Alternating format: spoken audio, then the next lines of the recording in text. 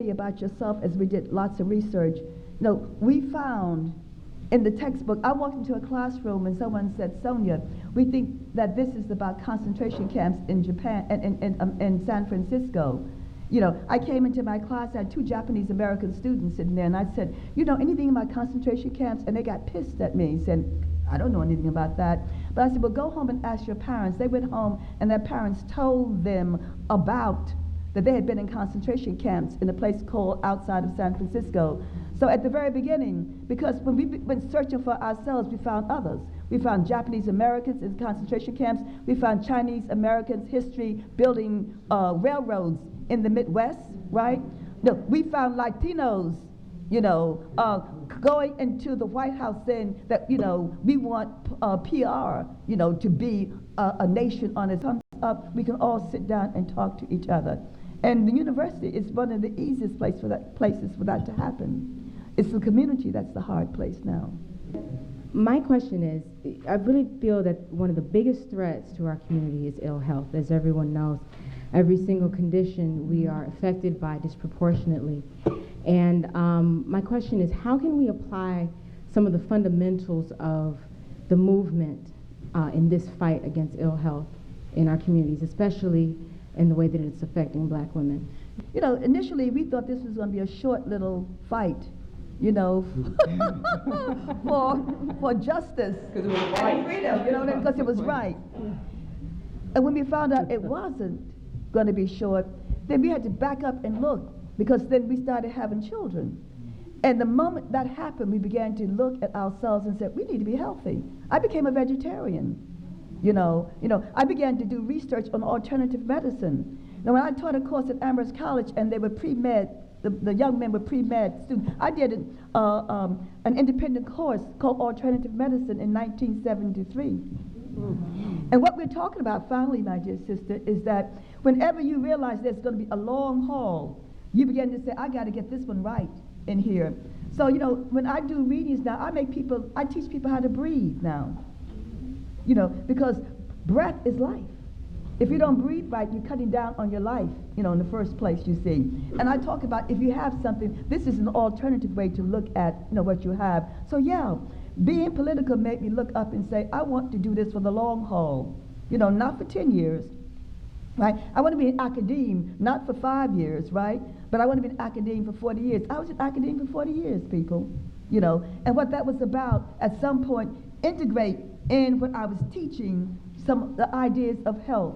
Because you see, it is important that you begin to talk about how to breathe, what to eat, what to grow, whatever.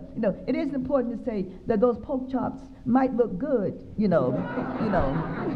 But would you say that that's part of education? It is part of It's education. what we should be doing in education. And we can do it in the magazines, because there are always areas there that you get in the magazine, and the books and the work that you do, my dear sister, and the work that we've talked about. We know at some point, and you have to start feeding your children properly, and your husband properly, and above all yourself properly. And to take it a step further, the food of thought. I had to purge myself of negativity, of what I felt about people, And so, I come from New York. You read my early work. You said something about me, I will wipe you out with my words. And then one day I said, it won't change anything. That person will be hating on me forever. And so when someone said something negative to me, I said, excuse me, my sister, please tell me how I have offended you so I can correct it. What I did is that I didn't go down to her level, I made her come up to my level. That's what we got to do. That peace within ourselves at some point, we got to, because we have made our community, our homes, our churches unpeaceful, our mosques, our synagogues unpeaceful, our governments unpeaceful. What we've done finally is that we're saying, hey, I'm going to get my revenge. This is not about revenge. Her work and her husband's work, your work, it's not about revenge, it's about teaching truth. And above all, it's about simply saying, this is about peace, making our children stay alive and stay out of jail. When you teach a child how to breathe and respect each other, you're saying to your child, I'm going to teach you to love your body and at the same time to love somebody else's body, whatever. I'm going to teach you about what it means to look out at this earth and respect the earth and respect the earth that is inside you also too. This isn't, someone said, oh, you're talking that old peace stuff, Sonia. I said, you better believe it, you know. And I'm trying to teach your grandchild about peace too, you know, so he won't go off and hit somebody, you know, or say something. So one of the assignments I want to give all of you is for 1 week, don't say anything negative about somebody. Okay. All right. It ain't easy. I have seen people hurt each other because they talk against each other. And so we must teach them not to talk against each other on these college campuses. And you must stop gossiping about people, letting your grandchildren and your children hear it, so therefore they become gossipers and haters of each other too. That's real. That's not make-believe. My name is Eric McMillan McCall. I want to first say thank you, ladies, for what you're saying this evening. Martin Luther King said, our lives begin to end once we become silent about things that matter. I want to thank you all for being very outspoken about things that matter. One of the things that I think is really, really important in our community is to celebrate who we are. Unfortunately, I don't think we do that enough. We don't take the time to honor the men and women whose legacies have brought us here today. And that's really one of the reasons why I love this exhibit, because it celebrates women, and it celebrates women in a way that we don't do on a daily basis, and we should do on a daily basis. I created this organization called Project One Voice. It's about celebrating our creative voices, celebrating African American theaters that are struggling and African American playwrights. The idea is to get people across the country to celebrate who we are. And that's what I love, and I'm saying this again, I love about this exhibit, I love about these women, I love about seeing all these people of color joined together in one voice, committed to what and who we are. So my question today is, how do we celebrate ourselves? How do we carry on the legacy? And my challenge to everyone here today is, you know, we all have these smartphones, and we're all on Facebook, we're all on Twitter.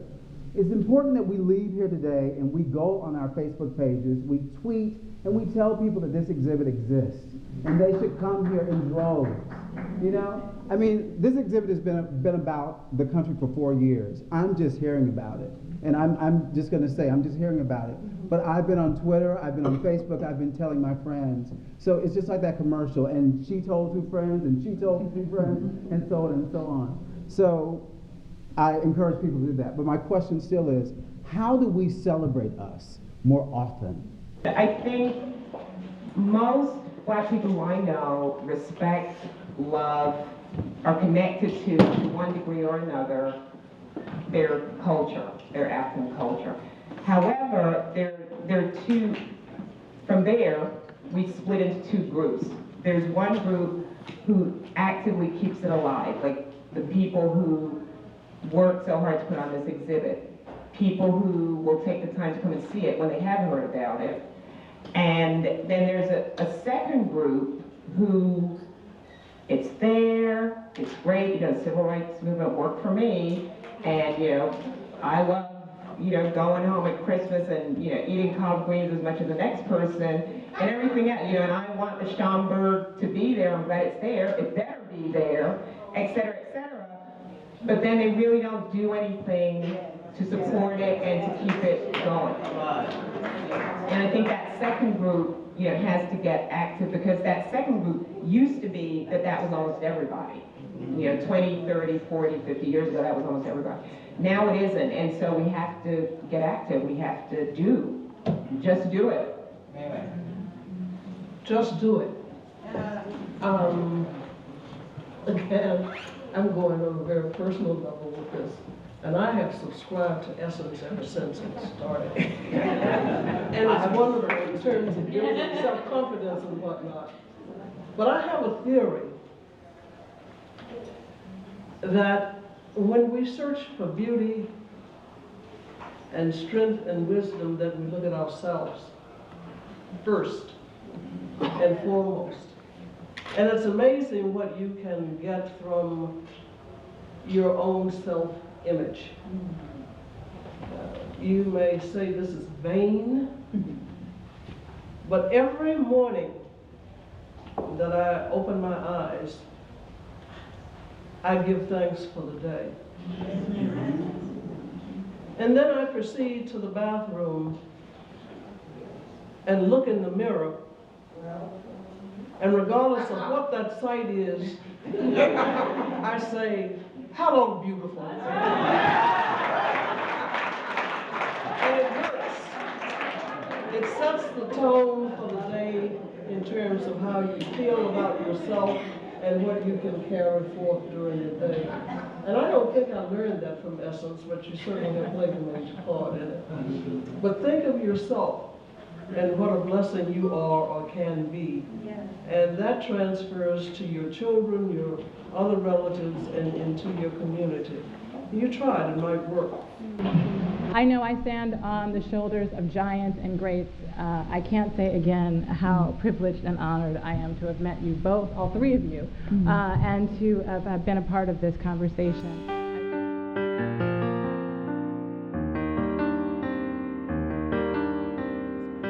Yes, I was invited to be a part of this panel, which was to celebrate the Freedom Sisters, this incredible exhibit, and also to talk about where we are as a community and the role of black women, the incredible role that black women have played in our history. You know, I know that I stand on the shoulders of giants like Sonia Sanchez, like Myrlie Evers, and even like Constance White, who, you know, I think of as more of my contemporary, but still a woman who does such incredible things and incredible work. Freedom Sisters really helps to illustrate and celebrate what black women have done, their contributions to our history, the history of America, really. It's not only the black community. It was an extraordinary evening comprised of some of our most brilliant minds.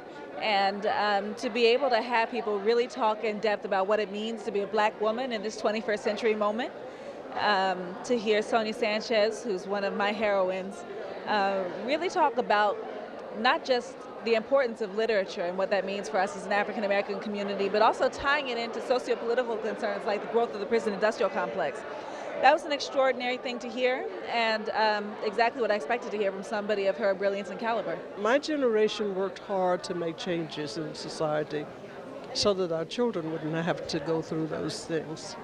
I believe that the world should just have peace and stop all this fighting and suicide and bullying and everything. I'm concerned because I don't see the generations talking to each other like I would hope that they would be. People want to posit you just in a period. But you see, I was in the university and I taught for 40 years. So I always came in contact with young people, 18, 22-year-olds, whatever, et cetera. So what we've done all along is continue to talk about the country, continue to teach people literature, continue to teach people how to write well, but above all, how to think critically about the country, that whatever happens to us in this world is not by chance. You know, that there's a method to it. And so you want people to understand that and not then react always from the gut as opposed to reacting from up here also too. What we want this generation to understand is that they've got to study and they've got to analyze what has happened in the 60s and the 50s and the 20s and also when we were enslaved, right, in this country, as to how that compares to what's going on now.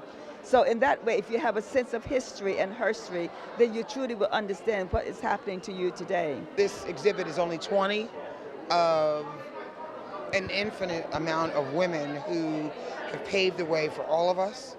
And this was just a start, I think, for people to come see the exhibit and then to explore all of the other women who have helped pave the way for all of us. I think we are on our way to being free, and that's a collective we. That's not specific to black people, that's talking about humanity as a whole. The struggle isn't over. It's not over. It's very subtle now. And we fool ourselves to the point where we think we've done it, we don't have to do anything else. But it's out there still waiting to bite us and to keep us down. We have to be aware of that. To hear them talk about what we can do as individuals and as a community together does inspire me. We need to, sort of regroup and refigure out what our issues are and figure out how to attack them in the same way they did. Your generation wouldn't dare consider facing dogs and fire hoses and whatnot like we did. So you would have different strategies than we had. Like to see all the things that my race or generation has been put through, like I want to be better than other people have treated people. It's interesting. I'm going to use a word that Sonia Sanchez used, and I hadn't thought of it this way before, but it's the neo-slavery idea, where she talked about the incarceration rate of African American men, and what we often call the school-to-prison pipeline that really drives our males into a prison system that essentially creates a major divide between males and females in our community. And we're losing our men, and we need them. We can't do it all alone. And I do believe that that is one of the biggest hurdles that we have. Every community Normandy as a World War II vet and felt very strongly about prejudice and racism. I had never been brought into that. So it was a real lesson for me to hear and see how he felt about things. And then he just brought me right into line with him. I think this exhibition will have special resonance here in this neighborhood and here in New York. We would love for visitors to come, see the stories of these women and understand that anyone can make a difference. So stay tuned and come on board.